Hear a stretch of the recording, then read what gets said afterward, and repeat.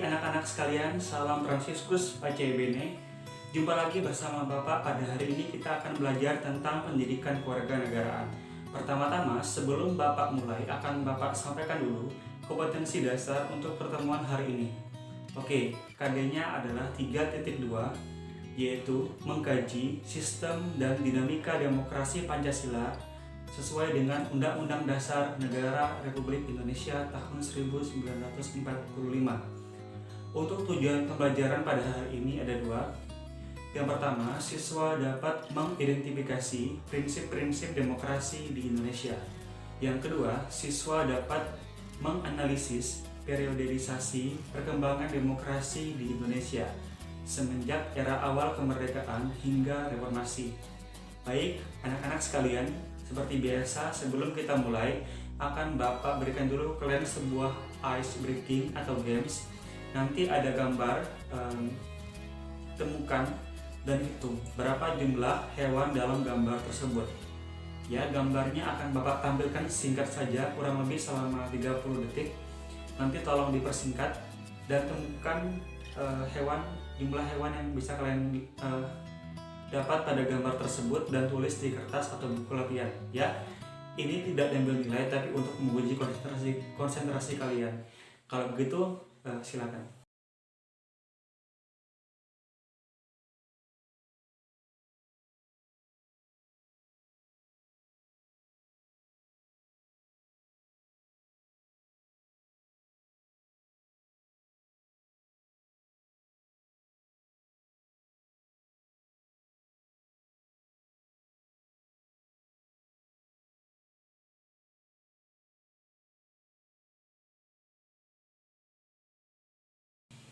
Baik anak-anak sekalian, gimana dengan gamesnya tadi? Ya, Bapak harap itu bisa sedikit melatih konsentrasi kalian ya, agar bisa lebih fokus dalam belajar. Baik, sekarang tanpa menunggu lama lagi, kita masuk dalam sesi materi. Tolong diperhatikan. Baik, sekarang tolong cermati pembahasan dalam slide berikut. Anak-anak sekalian, pertama-tama sebelum kita bahas materi pada hari ini, tolong cermati gambar berikut ini selama 15 detik. Kemudian akan kita bahas.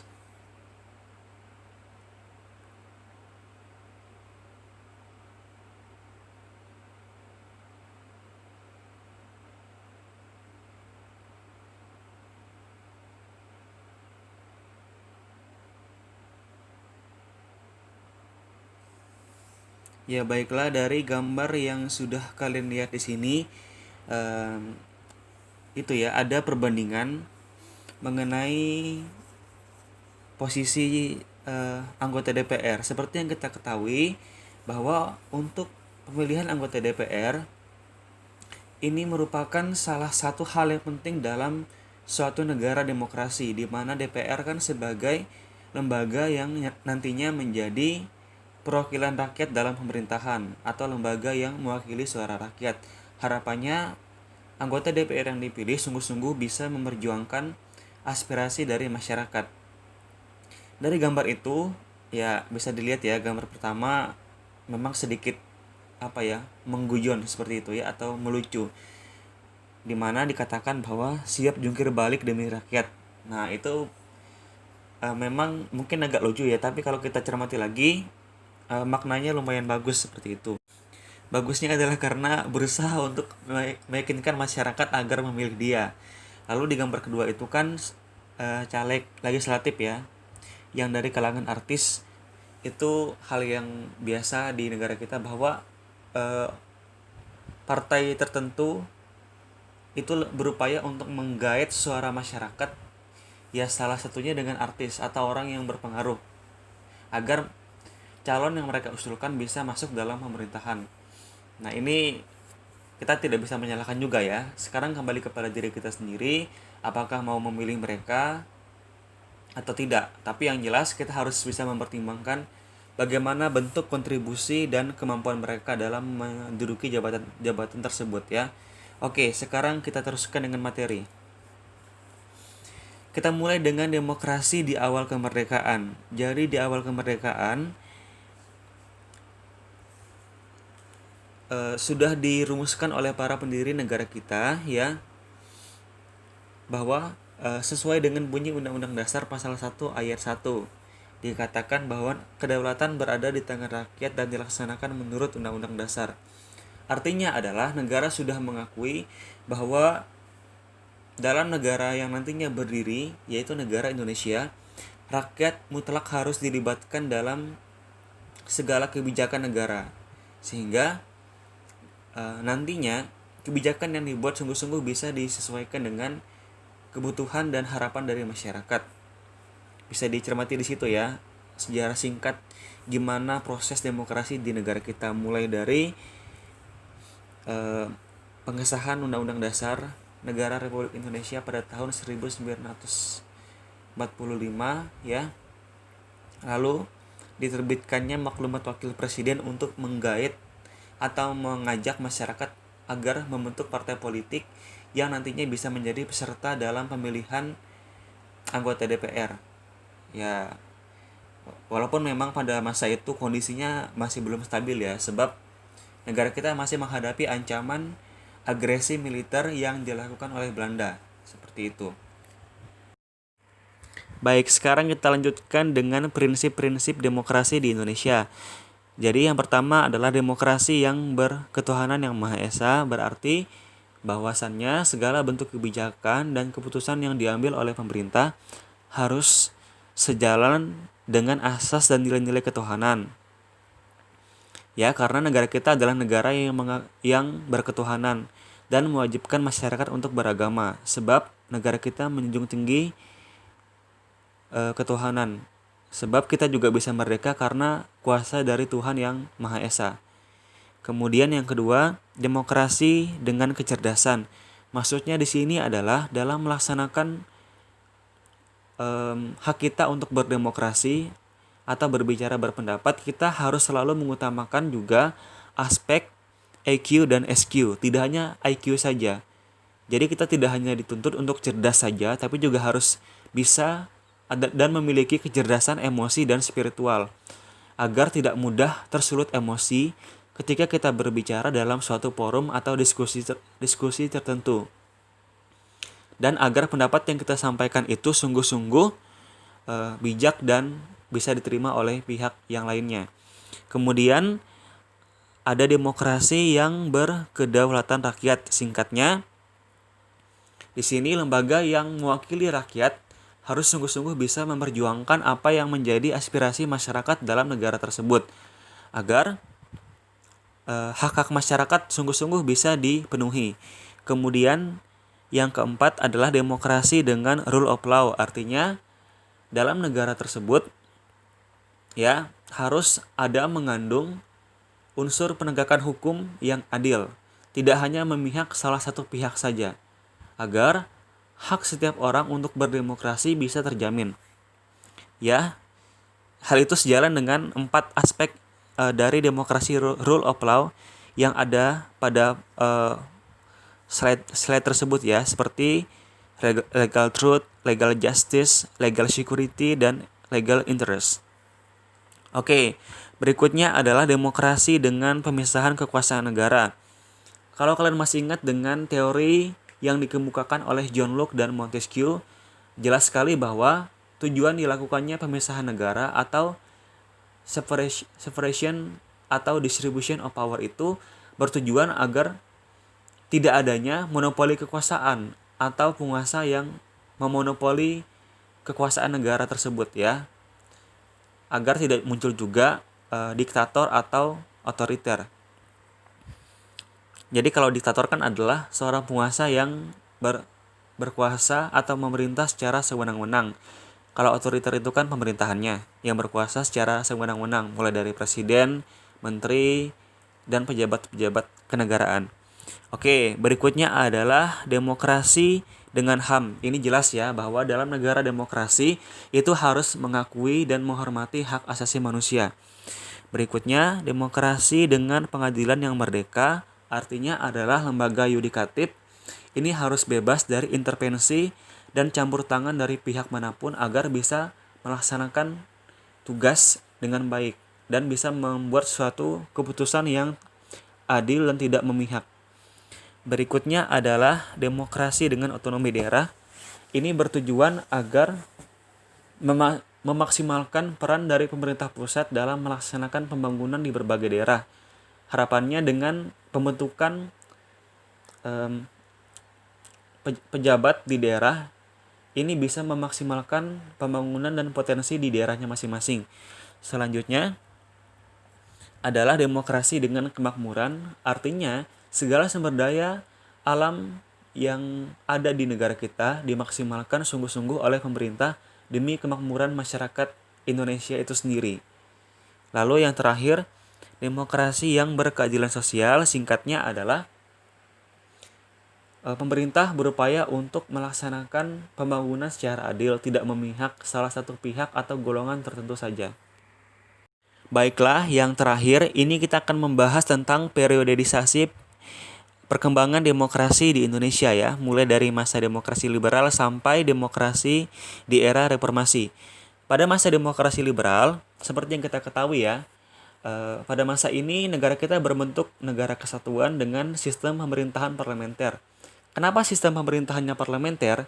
Karena di tahun 1949, sesuai dengan salah satu dari hasil konferensi meja bundar, Belanda hanya mau mengakui kemerdekaan negara kita apabila negara kita berbentuk negara serikat dengan sistem pemerintahan parlementer. Tetapi karena desakan dari publik atau masyarakat, bentuk negara serikat hanya bisa berlangsung selama 8 bulan saja. Setelah itu kita kembali ke bentuk negara yang kesatuan dengan sistem pemerintahan parlementer. Pada masa itu juga undang-undang dasar yang berlaku adalah undang-undang dasar sementara 1950. Ya, seperti yang bisa dibaca di slide tersebut ya, pada masa ini cukup bergejolak sistem pemerintahan dan situasi politik di negara kita, sebab pada masa ini Presiden Soekarno hanya sebagai kepala negara saja dan kepala pemerintahan dijabat oleh Perdana Menteri. Ya, di mana itu kan sudah sesuai juga dengan sistem konsep dari sistem pemerintahan parlementer. Ya, singkatnya di masa ini pemerintah negara kita berupaya untuk menstabilkan pemerintahan yang masih belum stabil dan masih rapuh. Pada masa ini juga masih diadakannya perombakan-perombakan pada kebijakan yang diambil oleh pemerintah. Oke, selanjutnya masa demokrasi terpimpin itu dimulai semenjak tahun 1959 sampai 1965. Pada masa demokrasi terpimpin ini kan kita menganut sistem pemerintahan presidensial. Kenapa diganti dari parlementer ke presidensial? Karena pada masa ini Presiden Soekarno beranggapan bahwa negara kita ini tidak akan bisa maju karena pemerintahannya yang tidak stabil. Hal itu dikarenakan sistemnya yang parlementer.